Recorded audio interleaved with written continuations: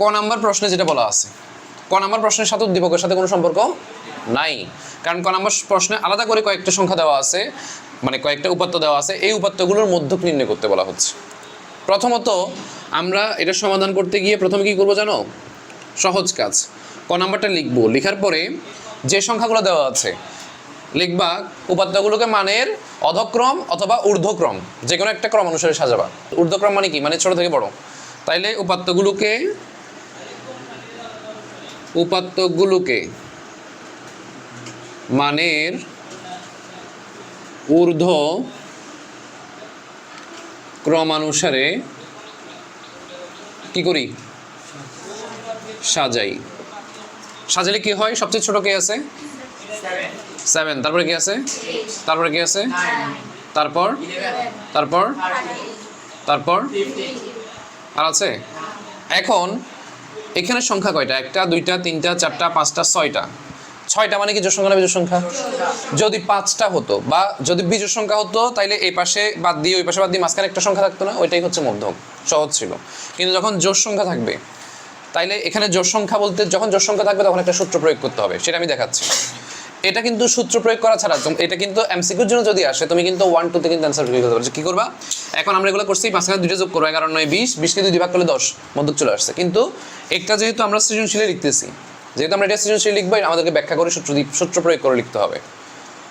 অ্যানসারটা আমরা জানি কত আসবে, অ্যানসারটা আমরা মুখে মুখে বের করে ফেলতে পারি, কিন্তু আমাদের কি করতে হবে? করে দেখাইতে হবে, প্রেজেন্ট করে দেখাইতে হবে, ঠিক আছে? তো সেহেতু আমাদেরকে যেটা করতে হবে, এখানে সংখ্যা আছে কয়টা? 6টা। তাহলে লিখবা এখানে n = 6। n মানে হচ্ছে কয়টা সংখ্যা আছে সেটা, n = কি? তাহলে এবার লিখবা আমরা জানি এটার জন্য একটা মধ্যক নির্ণয় সূত্র আছে, এটা কিন্তু ওই মধ্যক নির্ণয় সূত্র হবে না, l + n/2 - fc × h/ fm, এই সূত্র এখানে হবে না। এখানে সূত্র কোনটা হবে আমি দেখাচ্ছি। আমরা জানি মধ্যক সমান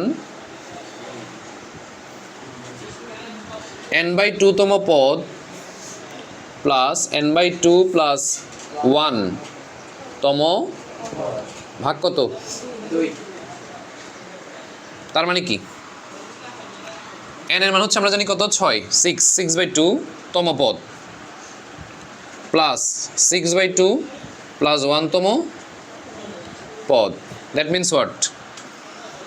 6 কে 2 দিয়ে ভাগ করলে 3 তম পদ প্লাস কত?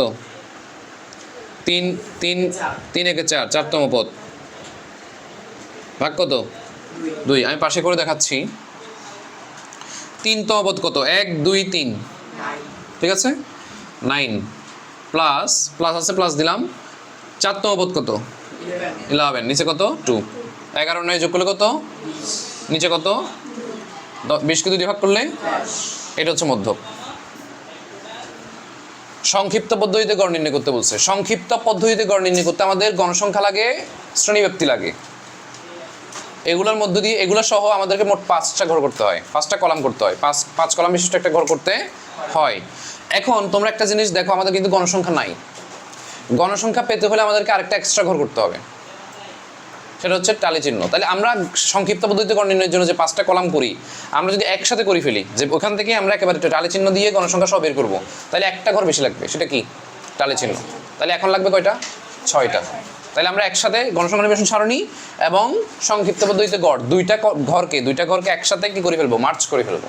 মার্চ করলে দুইটা ঘর এখানে কমন, শ্রেণীব্যক্তি আর গণসংখ্যা এখানেও আছে, গণসংখ্যা নির্বাচন সারণীতেও আছে, সংক্ষিপ্ত পদ্ধতিতে গড় নির্ণয়ও আছে। এখন এই দুইটা যেহেতু কমন, তাহলে এই দুইটা একবার লিখলেই হচ্ছে, আর বাড়তি লাগবে শুধু কি? টালি চিহ্ন। তার মানে 5টা, একটা 6টা। তাইলে লিখবা সংক্ষিপ্ত পদ্ধতিতে গড় নির্ণয়ের জন্য প্রয়োজনীয় সারণী। সংক্ষিপ্ত পদ্ধতিতে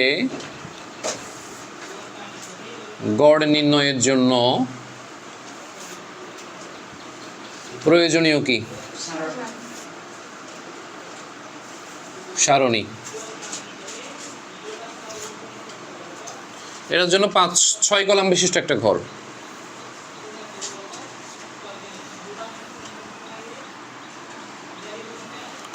শ্রেণীব্যক্তি, টালি চিহ্ন, গণসংখ্যা, মধ্যমান দিব এখানে না, মধ্যমান, গণসংখ্যা, ধাপ বিচ্যুতি, FIO। 6টা হয়েছে? খেয়াল রাখিও দেখা যায় কিনা। এখন শ্রেণীব্যক্তি কত করে ধরবো আমরা, আমাদেরকে কিছু বলছে? আচ্ছা আমরা আগে নামগুলো লিখে ফেলি। শ্রেণীব্যক্তি, টালি চিহ্ন, মধ্যমান, আগে মধ্যমান এক্সআই না, মধ্যমান কি, তারপরে গণসংখ্যা এফআই, এফআই, এরপরে এফআই ধাপ বিচ্যুতি না, ধাপ বিচ্যুতি, যেটাকে আমরা ইউআই লিখি। ইউআই ইকুয়াল টু কি হবে? X I minus A divide by H. আচ্ছা, আর এখানে হবে এফআই এবং ইউআই এর গুণফল।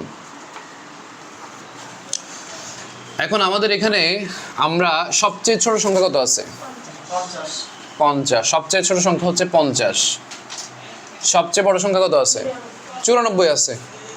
তাহলে সবচেয়ে বড় সংখ্যা হচ্ছে 94, সবচেয়ে ছোট সংখ্যা 50, বিয়োগ করো কত হয়?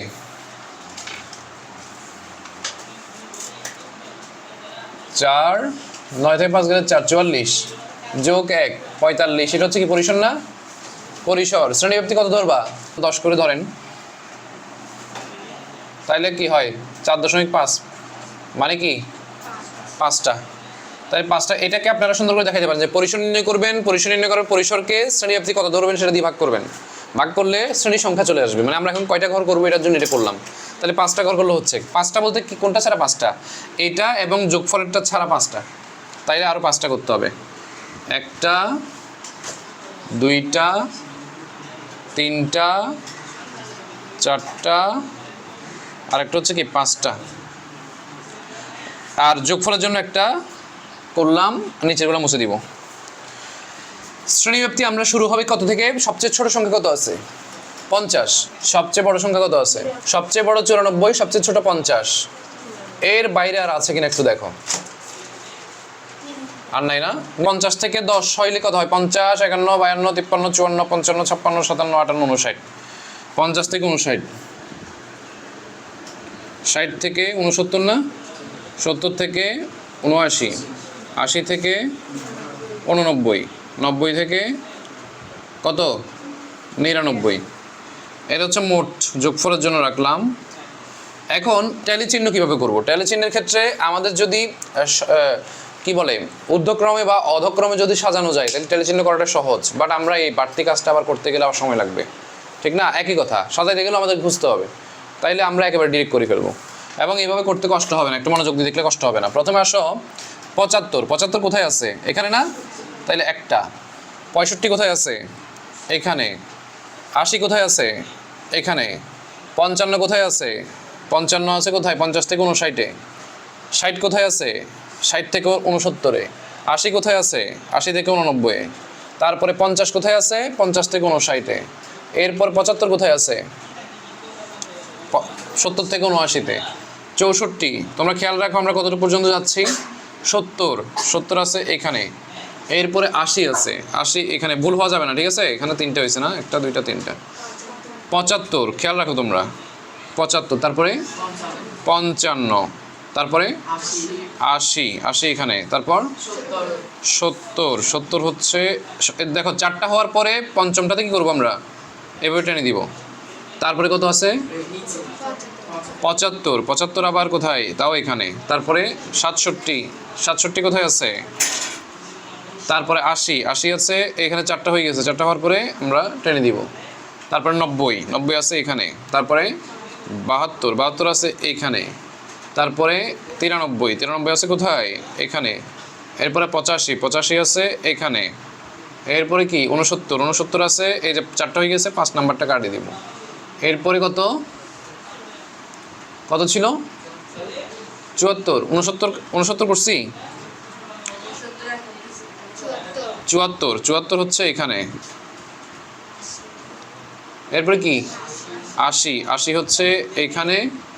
এরপরে কত? 78 হচ্ছে কোথায়? এইখানে। এরপরে 64, এরপরে হচ্ছে কত? 80, এরপরে 85, তাও এখানে। এরপরে 94, এরপরে আর নাই। তাইলে কত হয়? 3, গণসংখ্যা হচ্ছে 3, 5 একে 6, 6, 5 4 9, 9, তারপর হচ্ছে 5 4, তাও 9, সেম 3 যোগ করলে কত হয়? এখানে কত আছে 30 জন, তাহলে 30 হইতে হবে। তাহলে 9 আর 6 কত, সরি 6 আর 3 কত 9, 9 9 18, 18 9 কত 27, 27 আর 3 30 হয়ে গেছে না? এখন আমরা কি করব? মধ্যমান। মধ্যমান কিভাবে নির্ণয় করে? প্রত্যেকটা শ্রেণীর, যে শ্রেণীর মধ্যমান নির্ণয় করবো সেই শ্রেণীর নিম্নসীমা যোগ উচ্চসীমা ভাগ 2। তাহলে এই দুইটা যোগ করে 2 দিয়ে ভাগ করেন, কত হয়? 50 যোগ 59 ভাগ 2।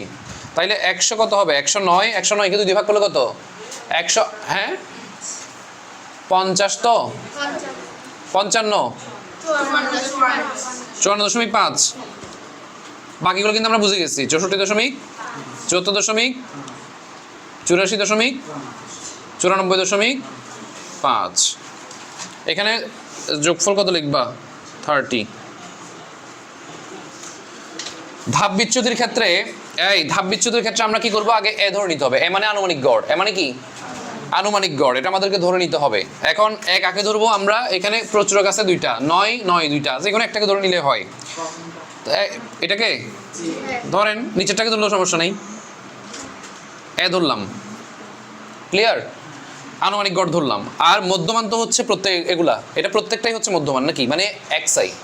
এখন প্রত্যেকটা xi থেকে একে বিয়োগ করতে হবে। বিয়োগ করে শ্রেণীব্যাপ্তি মানে 10 দিয়ে ভাগ করতে হবে।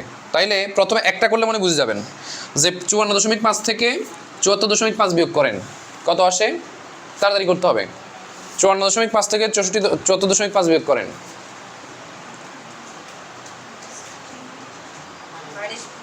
-20। এটাকে 10 দিয়ে ভাগ করেন, -2 আসবে। এখন এটা যদি -2 আসে, পরেরটা -1, তারপরটা 0, তারপরটা 1, তো 2, শেষ। বুঝছেন না বুঝেন নাই? একটা বের করলে বাকিগুলো পারা যায়। বাকিগুলো এরকমই হবে। -2, এখানে যদি -3 আসতো, -3, -2, -1, 0, 1, 2, 3, মানে যেটা আসবে তার থেকে এবার কি করবেন? অটোমেটিক পারে যাবেন। আচ্ছা, আর FIUI মানে হচ্ছে দুইটা গুণফল। 3 দুগুণে 6, মাইনাস আছে মাইনাস বসে যাবে। 6 একে 6, মাইনাস আছে বসে যাবে। 9 শূন্যর সাথে গুণ হইলে তো সব শূন্য। 9 একে 9, 3 দুগুণে যোগ করলে 9 আর 6 কত? 15। 15 থেকে 6 6 12 বিয়োগ করলে কত? 3 না? 15 থেকে, ভালো করে বুঝে বলেন। 9 6 15, 15 থেকে 6 6 12 বিয়োগ করলে কত? 3। তাইলে এটা হচ্ছে সামেশন অফ কি? FIUI। এটা যোগফল 3। এখন আমাদেরকে বের করতে বলছে কি? গড়। তাইলে আমরা তো গড়ের সূত্র জানি নাকি জানি না? তাইলে কি করবেন? সুতরাং গড় ইকুয়াল টু, গড়কে আমরা লিখি x বার লিখি। x বার ইকুয়াল টু কি? আসতেছে? গড় x bar equal to a plus summation of FIUI divide by n into এ মানে তো আমরা জানি আনুমানিক গড় 74.5। তাইলে এ মানে হচ্ছে আনুমানিক গড় 74.5 plus FI summation of FIUI আসছে 3, n আসছে কত? 30 না? মানে গণসংখ্যা ইনটু h কত? 10 শ্রেণীব্যাপ্তি। তাহলে 14.5 প্লাস 3 ভাগ 10 কত হয়? 3 একে 3, 3 10 30, 10, নিচের 10 উপরে 10 কাটা 1, যোগ করলে 75.5 নাকি? দেখো তো, এভাবে করা যায়? 75.5 গড়।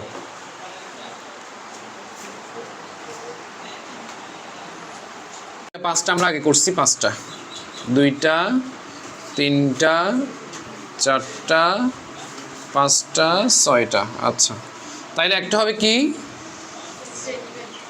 শ্রেণীব্যাপ্তি। তারপরটা কি? অবিচ্ছিন্ন শ্রেণী সীমা। তারপরে কি?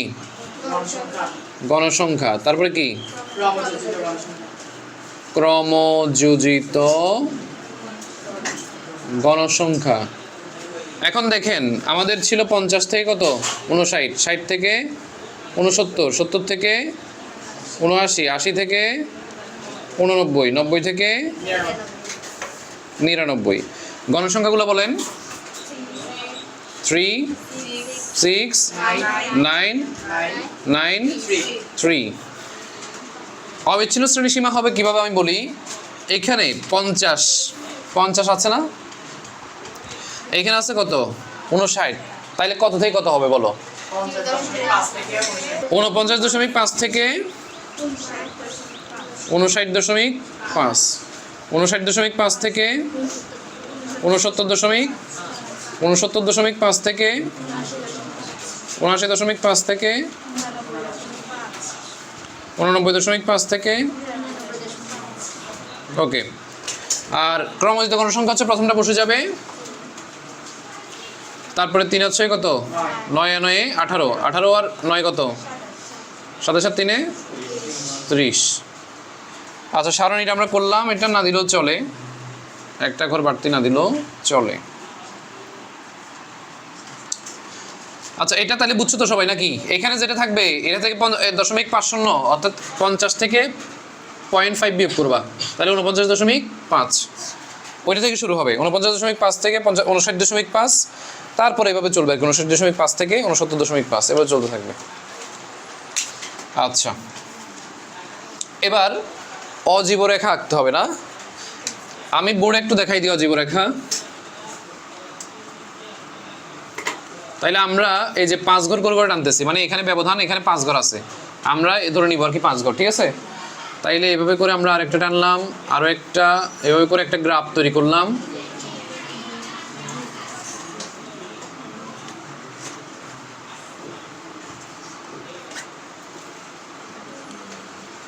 একটা গ্রাফ তৈরি করলাম আমরা।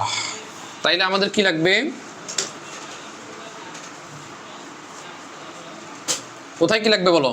এখানে কি, এখানে একটা ভাঙা চিহ্ন লাগবে, তারপরে কি লাগবে, নিচে কি লাগবে, নিচে লিখবো অবিচ্ছিন্ন শ্রেণী সীমা,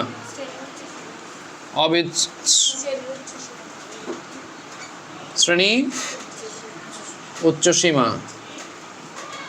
তারপরে এখানে লিখবো কি, ক্রমযোজিত গণ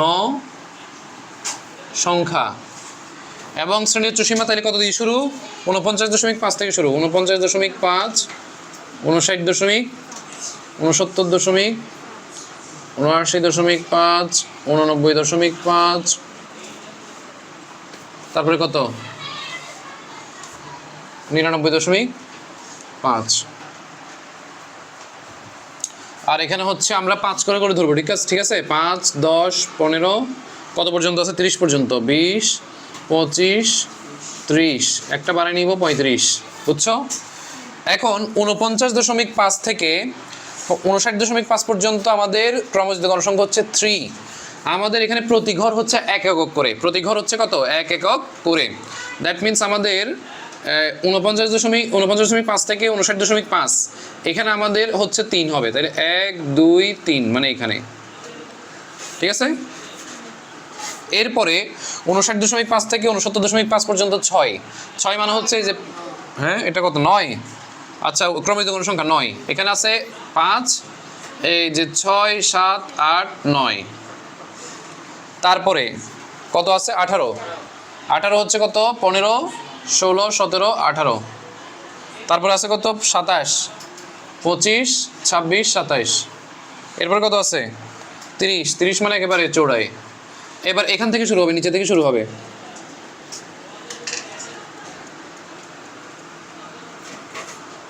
এভাবে কি করে দিবা, যোগ করে দিবা, উপরে একটু টেনে দিবা, শেষ।